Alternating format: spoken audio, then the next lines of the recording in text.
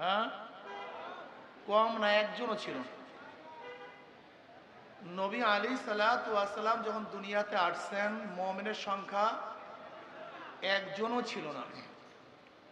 পুরুষদের মধ্যে সর্বপ্রথম ইসলাম গ্রহণ করছেন আবু বকর সিদ্দিক রাদিয়াল্লাহু তাআলা আনহু। মহিলাদের মধ্যে সর্বপ্রথম আম্মাজান খাদিজাতুল কুবরা রাদিয়াল্লাহু তাআলা আনহা।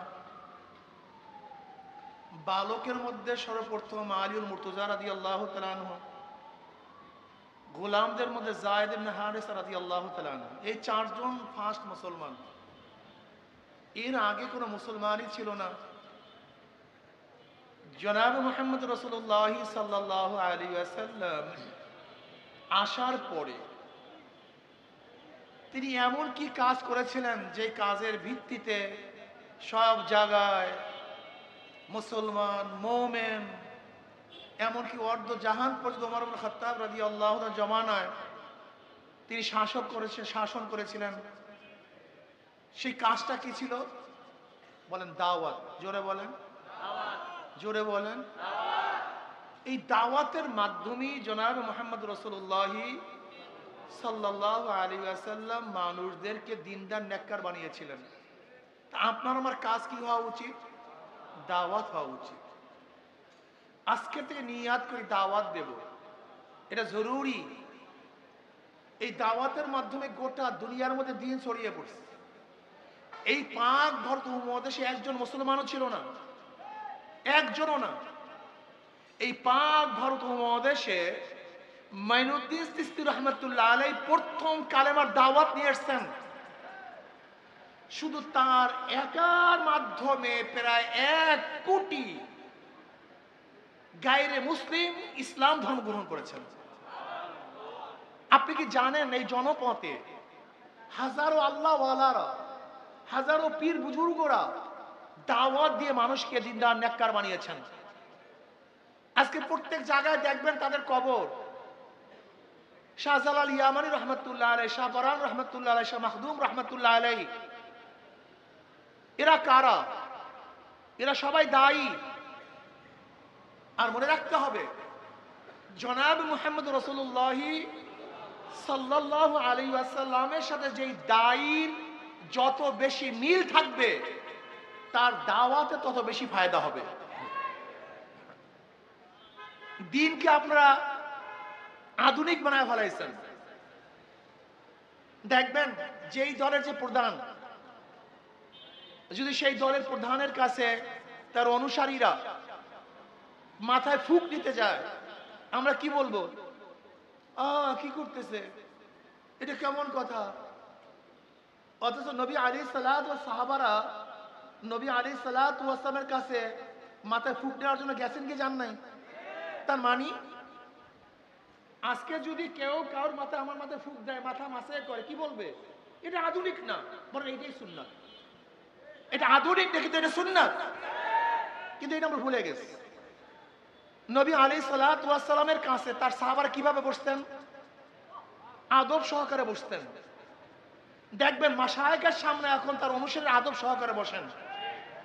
মাশায়েখদের সামনে নবী আলাইহিস সালাম সাহাবারা যেরকম মাথা নিচু করে বসতেন, উচ্চ আওয়াজে কথা বলতেন না, এখনো দেখবেন হক্কানি পীর বুজুর্গর কাছে এইভাবেই তারা বসেন। নবী আলাইহিস সালাতু ওয়াস সালামের কাছে তার অনুসারীরা দোয়া নিতেন। এখনো দেখা যায় যারা মাশায়েখ হক্কানি আল্লাহওয়ালা, তাদের কাছে, তার মুরব্বীদের কাছে দোয়া নেন। ফামাসা রাসাহু ফাদাআলাহু, নবী আলাইহিস সালাতু ওয়াস সালাম মাথার মধ্যে স্পর্শ করতেন, দোয়া করতেন। কিন্তু এগুলি আমাদের মধ্যে নাই। এগুলি কি মনে করি যে আধুনিকতার খেলাফ। নবী আলাইহিস সালাতু ওয়াস সালামের দরবারে এমন কিছু লোক ছিল যাদের মাথা ছিল এলোমেলো, যাদের পোশাকগুলি ছিল জীর্ণ শীর্ণ, যাদের চেহারার মধ্যে রং ছিল না, ঢং ছিল না। এমনকি নবী আলাইহিস সালাতু ওয়াস খাস লোকগুলি এমন ছিল, বড় লোকের দরজার কাছে গেলে বড় লোকরা দরজা খুলতো না। ভদ্র পরিবারে যদি বিবাহের জন্য প্রস্তাব দেওয়া হতো, তাহলে ভদ্র পরিবারের লোকগুলি তাদের কাছে তাদের মেয়ে বিবাহ দিত না। এরকম জীর্ণ শীর্ণ লোক ছিল নবী আলাইহিস সালাতু ওয়াস দরবারে। কিন্তু এখন যদি কোনো জীর্ণ শীর্ণ লোক যাদের চুল এলোমেলো, পরিপাটি না, জামা কাপড় সেরকম স্বচ্ছ না, সুন্দর না, আমরা তাকে দূরে ঠেলে দেই। কিন্তু জনাব মুহাম্মদ রাসূলুল্লাহ সাল্লাল্লাহু আলাইহি ওয়াসাল্লামের কাছে এই লোকগুলো সবচেয়ে দামি ছিল। যেই মাজলিসের মধ্যে, যে জামাতের মধ্যে এরকম কিছু লোক থাকবে না, তাহলে কি মনে করতে হবে? নবী আলাইহিস সালাতু ওয়াস সালামের পুরো সাহাবার জামাতের সাথে তাদের পূর্ণাঙ্গ মিল নেই। নবী আলাইহিস সালাতু ওয়াস সাহাবাদের মধ্যে এরকম কিছু লোক ছিল যারা ভয়ে, তাদের অবস্থা কি ছিল? বুখারীর মধ্যে রওয়ায়াত আসছে, নবী আলাইহিস সালাতু ওয়াস সালাম বয়ান করতে দাঁড়াইলেন, খুতবা দিতে দাঁড়াইলেন, তিনি কবরের বয়ান শুরু করলেন। দাজ্জাল মুসলিমুনা দাজ্জাতান, মুসলমানদের মধ্যে হায়বা শুরু হয়ে গেছে। বুখারীর রওয়ায়াত, কান্নাকাটি শুরু হয়ে গেছে। নাসাইর মধ্যে বিতাফসিল আসছে, রাবি বলেন, আসমা বিনত আবু বকর রাদিয়াল্লাহু আনহুমা বলেন যে নবী আলাইহিস সালাত বয়ানের কারণে শ্রোতাদের মধ্যে এমন চিল্লাচিল্লি, কান্নাকাটি শুরু হয়ে গেছে যে নবী কি বয়ান করতেছিলেন আমি শুনতে পাইতেছিলাম না। যখন নবী আলাইহিস সালাম বয়ান শেষ, কান্নাকাটি শেষ হয়ে গেছে, রাবি বলেন আমি কাছের এক ব্যক্তিকে প্রশ্ন করছি, নবী আলাইহিস সালাত এমন কি বয়ান করেছিলেন যে বয়ানের কারণে মাজলিসের মধ্যে এই অবস্থা সৃষ্টি হয়েছে?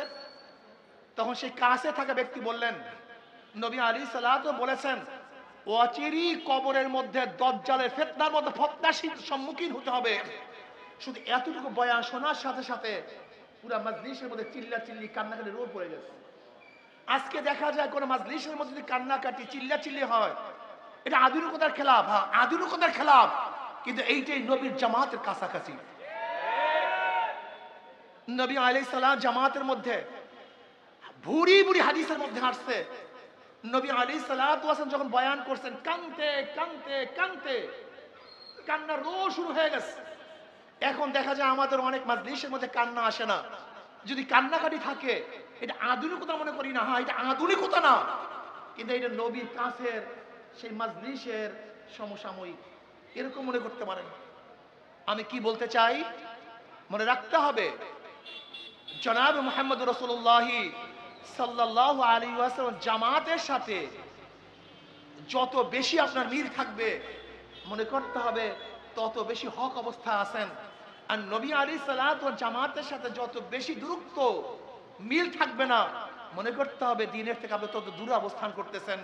আল্লাহ আমাদের সবাইকে আজীবন নবী আলাইহিস সালাতু ওয়াস সালাম মাজলিসের রূপে আমাদের মাজলিসগুলোকেও সুসজ্জিত করার তৌফিক আল্লাহ আমাদের সবাইকে দান করেন। আমা আলাইনা ইল্লাল বালাগ। আসসালামু আলাইকুম ওয়া রাহমাতুল্লাহি ওয়া বারাকাতুহু। জুলাই অভ্যুত্থানে যারা শহীদ হয়েছে তাদের জন্য ইনশাআল্লাহ আমিন মুজাহিদ হযরত পীর সাহেব হুজুর দামাত বারকাতুহুল আলিয়া দোয়া করবেন। আর আগামী 23 তারিখ, আগামী জোরে বলেন, এই মাসের 23 তারিখ আমার মাহফিল আছে। এই যে বাইতুল মুকাররমের পশ্চিম সাইডের রোডে আগামী 23 তারিখ ইনশাআল্লাহ আমরা সবাই থাকবো। এখন আমিন মুজাহিদিন হযরত পীর সাহেব হুজুর দামাত বারকাতুহুল আলিয়া তিনি বয়ান করবেন, ইনশাআল্লাহ মুনাজাত দেবেন।